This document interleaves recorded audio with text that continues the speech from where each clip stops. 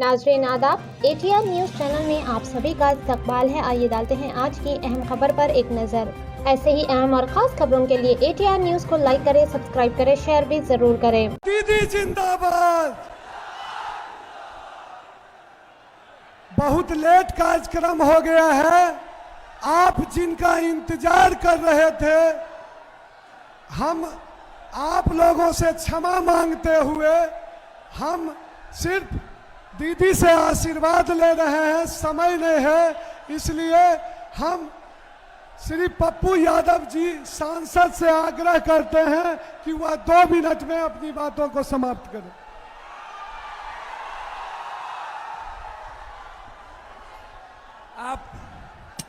आप सब, हम लोग, मेरे लिए आप सब भगवान हैं। मैं आप सबको ईश्वर की तरह पूछता हूं। आप इस देश की ताकत हैं। आप भारत के भाग विधाता हैं। मैं अपने सारे बुजुर्गों को, गार्जियन को और अपने क्रांतिवीर, कर्मवीर छात्र युवा साथियों को दिल की गहराइयों से लखीसराय के इस धरती पर, क्रांतिकारी की धरती है, और इस क्रांतिकारी के धरती पर आपको सत सत प्रणाम करते हैं, सलाम करते हैं और आप सबको पैर छू के प्रणाम करते हैं। मंच पर सभी सम्मानित कांग्रेस के नेतागण, महागठबंधन के साथियों और हम सब के लोकप्रिय उम्मीदवार, मैं उनको बहुत, जिनको आज पहली बार इस धरती पर हिंदुस्तान ही नहीं, दुनिया की आशा, दुनिया की उम्मीद, दुनिया का विश्वास और भारत की आवाज, बेटियों की आवाज, मां की आवाज, पिछड़ों की आवाज और खास तौर पर युवा और छात्रों की आवाज, जिनके भीतर लड़ने की ताकत, चलने की ताकत, ना कोई डरा सके, ना कोई झुका सके, उनका एक ही नाम प्रियंका गांधी, जो आंधी है भारत की, जो तकदीर है भारत की और ये भारत को बदलने की आवाज रखती है। मैं सिर्फ 2 मिनट अपनी बात कहना चाहूंगा। हम आपके बेटे की तरह हैं, सब दिन आपकी सेवा करते हैं। जब भी लखीसराय के धरती पर बालू माफिया, दवाई माफिया, जब भी गरीबों पर जुल्म किया है, तब पप्पू यादव सबसे पहले आपके यहां लड़ा है। सबसे पहले हमेशा। अभी मुखिया जी को मार दिया था, मुखिया जी के तीन लोगों को मारा गया। कौन मारा? कौन मारा? यहां के कौन मारा? कौन मारा? यहां के लोग, यहां के वो लोग जिन्हें राज्य सरकार में पद पर रखा, वो हम उनके यहां गए। कौन समाज के लोग थे? भूमिहार समाज के वो मुखिया जी थे, जो सबके लिए प्रिय थे। हमने कभी जाति नहीं देखी, कभी नहीं। जब कोई छोटी घटना घटी, एक जगह आए, मैं आपको बताना चाहता हूं, मैं आपका सेवक हूं, मैं आपका बेटे की तरह आज आया हूं, मैं अपने भाई के लिए आया हूं। मैं वादा करता हूं आपको, मैंने पहले भी कहा था, ये भाई है मेरा, ये मेरा भाई है, हाँ, ये मेरा भाई है, ये मूलधन है और हम सूद ब्याज है। क्या है ये? मूलधन। हम क्या हैं? सूद ब्याज। हम आपके बैंक बैलेंस हैं, हम आपके भाई हैं ना, हम आपके सेवक हैं ना, हम आपके बेटा हैं ना। आप पप्पू के लिए आशीर्वाद दे दीजिएगा। अब मैं अपनी बहन और आपकी ताकत, भारत की ताकत, अपनी बहन प्रियंका जी के लिए स्वागत बुलाना चाहता हूं, ताकि लखीसराय में आपका आशीर्वाद ले पाए और यहां से बिहार का निर्माण करें। बहुत बहुत धन्यवाद। प्रियंका गांधी जिंदाबाद, राहुल गांधी जिंदाबाद, महागठबंधन जिंदाबाद, प्रियंका दीदी जिंदाबाद, कांग्रेस पार्टी जिंदाबाद। आदरणीय पप्पू यादव जी, श्री वकील बिंद जी, श्री मोती साव जी, श्री अजय कुमार जी, श्री जयसिंह अग्रवाल जी, श्री देवेंद्र चंद्रवंशी जी, श्री सुजीत कुमार जी, श्री जुलैना सिंह जी, अमरेश कुमार जी जो हमारे यहाँ के उम्मीदवार हैं, श्री प्रेम सागर जी, आप सबका और मेरे प्यारे भाइयों और बहनों, आप सबका इस सभा में बहुत बहुत स्वागत। मुझे देर हो गई और आपने इतना समय मेरा इंतजार किया, इसके लिए मैं माफी चाहती हूँ और मैं आपको धन्यवाद भी देना चाहती हूँ। ये जो आपकी धरती है, ये एक पवित्र धरती है, आध्यात्मिक धरती है। ये वो धरती है जिसको एक तरह से आप कह सकते हैं कि हमारे पूरे देश की नींव डालने वाली बिहार की धरती है। आज मैं यहां आपके सामने खड़ी हूं। मैं चाहती हूं कि सबसे पहले आप अपने आप को पहचाने, अपने प्रदेश को पहचाने, ये पहचाने कि आपका जो ये प्रदेश है, इसने भारत की नींव डाली है, भारत का निर्माण किया है, भारत की स्वतंत्रता का जो संग्राम है उसकी शुरुआत आपके ही प्रदेश से हुई। आपके प्रदेश ने दुनिया को गौतम बुद्ध जी दिए। आपके प्रदेश ने महात्मा गांधी जी को प्रेरित किया कि यहाँ चंपारण से, बिहार के चंपारण से सत्याग्रह शुरू किया जाना चाहिए। आपके ही पूर्वजों ने इस देश की आजादी की लड़ाई लड़ी और एक वो भी समय था जब बिहार को देश का केंद्र माना जाता था, क्योंकि बिहार से बड़े बड़े अधिकारी, बड़े बड़े नेता, इस देश को चलाने वाले लोग यहां से आए थे। यहां की शिक्षा की व्यवस्था अव्वल मानी जाती थी। आईएएस के अफसर, आईपीएस के अफसर, आईएफएस के अफसर यहां से आते थे। ये आपके प्रदेश की महानता थी कि यहां बड़े बड़े उद्योग लगे, यहां से व्यापार भी शुरू हुआ और हमारे देश की जो मजबूती है उसका केंद्र बिहार माना जाता था। आज भी बिहार के नागरिक इस देश भर में फैले हुए इस देश के निर्माण का काम कर रहे हैं।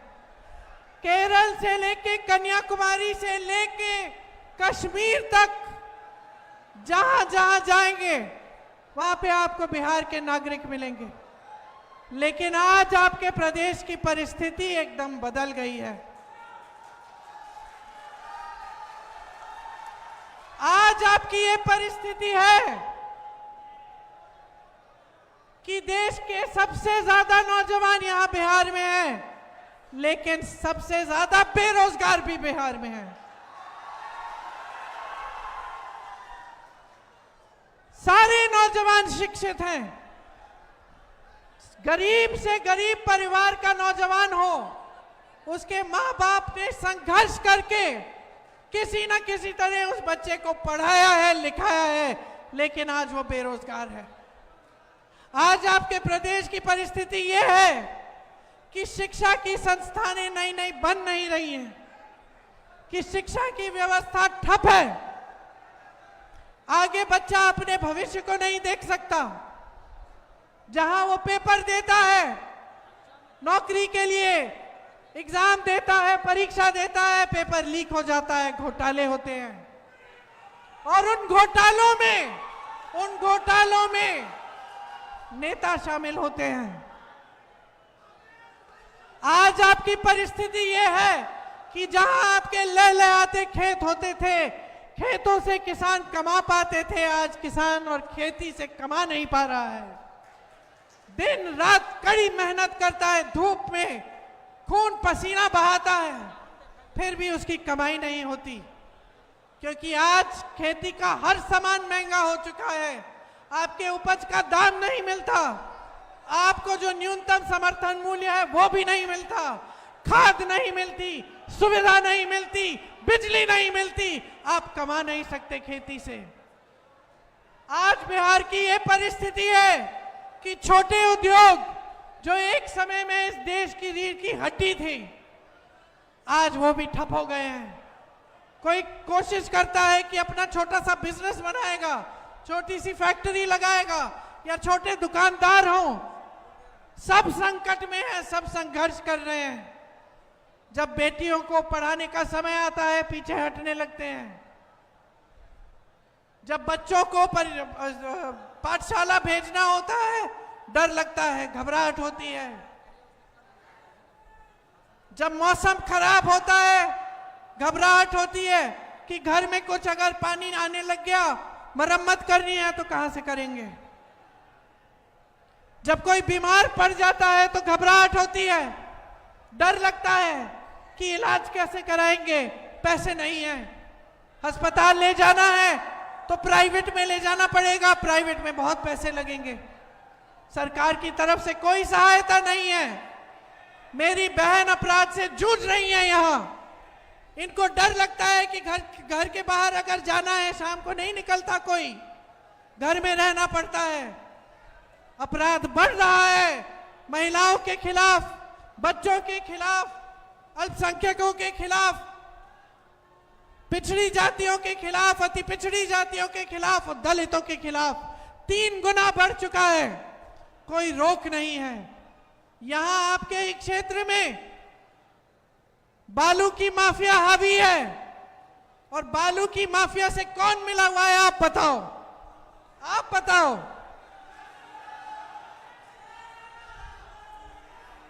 यहां से उप मुख्यमंत्री जी चुनाव लड़ रहे हैं, क्या किया है इन्होंने आपके लिए? आपको रोजगार दिया, आपको शिक्षा दी, आपको किसानों, यहाँ के किसानों की सहायता की, बाढ़ आती है तो सहायता मिलती है आपको, सिर्फ बालू बटोरने में व्यस्त है सारे। ये है आपकी असलियत, और आपको जरूरत नहीं है कि कोई शहर से, किसी दिल्ली से आकर कोई नेता यहां मंच पे खड़े होकर आपको अपनी असलियत बताए। अगर यहां पे रोजगार मिलते तो यहां की आधी आबादी पलायन करके बड़े बड़े शहरों में नहीं जाती।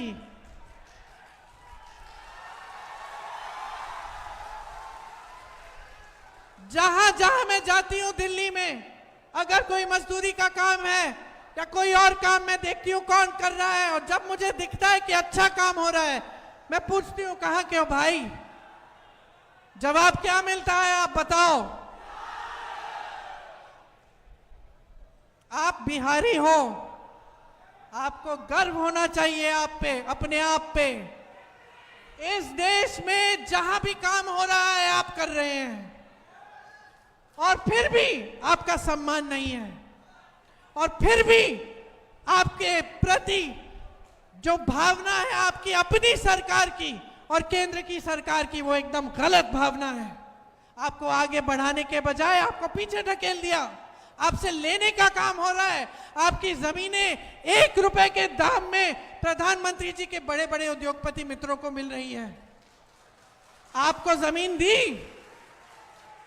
आप लोन लेते हैं, आपके माता पिता लोन लेकर आपको पढ़ाते हैं। ये जो परीक्षा जिसमें घोटाले होते हैं, जिसमें पेपर लीक होती है, इसको देने के लिए कितना खर्चा होता है, ट्यूशन कराना पड़ता है, पैसे इकट्ठे करने पड़ते हैं। कोई किसान है, वो चाहता है अपना बेटा आगे बढ़े, अपनी बेटी आगे बढ़े, पैसे इकट्ठा करता है। माताएं काम करती हैं कि किसी न किसी तरह जुगाड़ करके अपनी बच्चियों को आगे बढ़ाएंगे।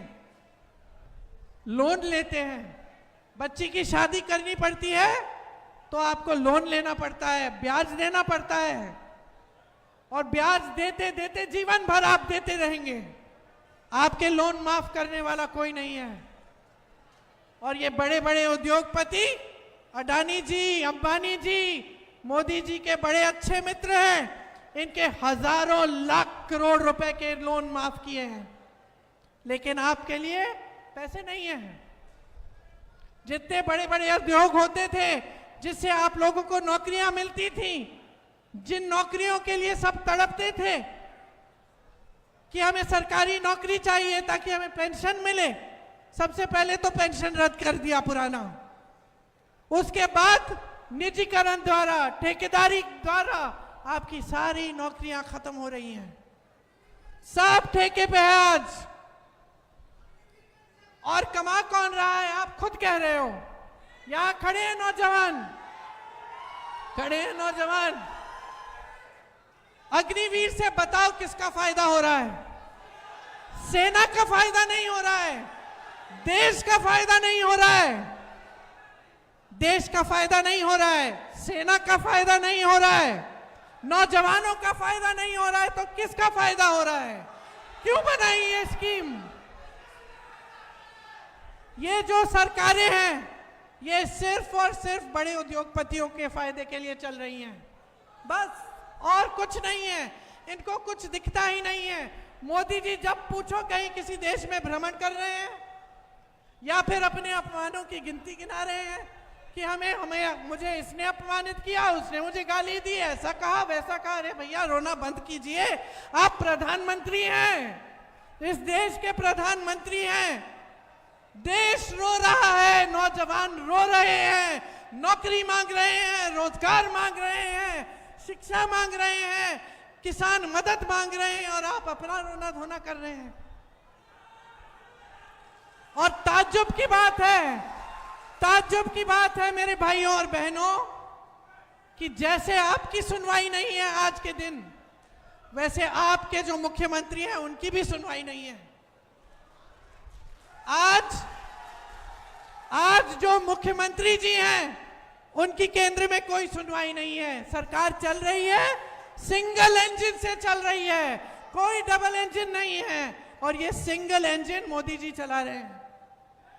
जो निर्णय बिहार की जनता के हैं, जो संपत्ति बिहार की जनता की है, जो निर्णय बिहार के मुख्यमंत्री जी को लेने चाहिए, वो सब केंद्र में लिए जा रहे हैं, दिल्ली में लिए जा रहे हैं। आज बिहार की असलियत ये है मेरे भाइयों और बहनों। अब मैं आपको असलियत, सुनिए, मैं आपको असलियत समझाने नहीं आई हूं, क्योंकि ये असलियत आप जी रहे हो। ये मेरी बहनें जो यहां बैठी हैं ये जी रही हैं, ये जानती हैं कि कितना संघर्ष का जीवन होता है महिला का। चाहे जो भी महिला हो, ये वर्दी पहन के महिलाएं खड़ी हैं, इनका भी संघर्ष का जीवन है। ये संघर्ष करके ये वर्दी पहनी है। आप खड़ी हो, आपने संघर्ष किया अपने जीवन में। मैं आपको जानती नहीं हूं, लेकिन आप महिलाओं में ये जानती हूं कि आपका कोई संघर्ष होगा। मैं जानती हूं कि समाज ने सहायता नहीं की, आपने हमेशा संघर्ष किया। इस देश की महिला ने इस देश को बनाया, इस समाज को एक रखा, मजबूत बनाया। जो आगे वाली पीढ़ी है उसको सिखाया, उसकी परवरिश की, उसको बचा के रखा, उसकी देखभाल की। लेकिन आज इस देश की महिला असुरक्षित है, बिहार की महिला असुरक्षित है, और उसके लिए कुछ नहीं किया जा रहा है। क्या किया जा रहा है मैं बताती हूं। चुनाव आ रहा है, चुनाव के एक हफ्ते पहले अचानक जो सरकार 20 साल के लिए चली, जिसने 20 सालों के लिए महिलाओं को कुछ नहीं दिया, चुनाव के एक हफ्ते पहले अचानक 10,000 रुपए देने लग गई।